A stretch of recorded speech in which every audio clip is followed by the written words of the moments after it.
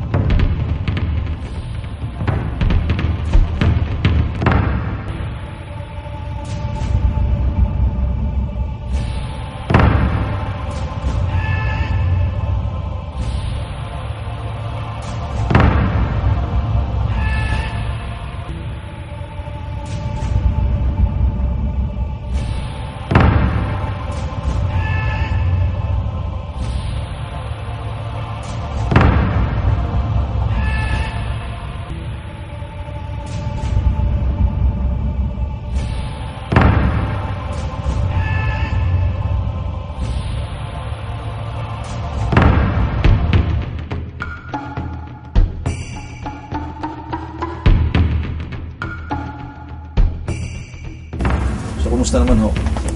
Maayos-ayos naman po. Nawala na pangingipin, wala na Hindi na pamamaga. po masyadong maitim. Tsaka ito po, naghilom. Naghilom na. Eh, Opo. pero kumusta ang pakiramdam yun noon ngayon? Malaki po pinagbago. Kasi nga ho, dati hindi ako makalakad eh.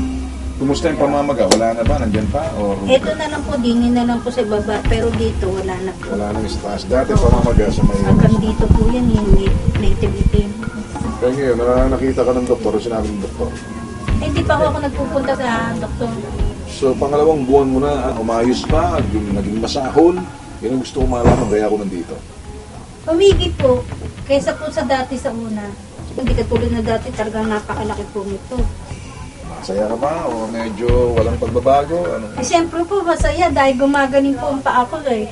Malaki pag-asa ko na hindi na ako mapuputulan ng paa. Hindi naman kayo, parang pagkasabi mo sa akin, parang nasisiyahan ka, baka may perang binigay sa Ray Herrera siya. Ay, wala po. Kahit 5, wala po. Hindi ko pa nakikita yung tinasabi niyong Ray Herrera na Eh, yun. pero baka may tao siya nagpadala rito. Ha? Wala po. Baka maaligid-aligid habang kami nag-iimbestiga sa iyo. Ay, wala po. Wala. Wala po.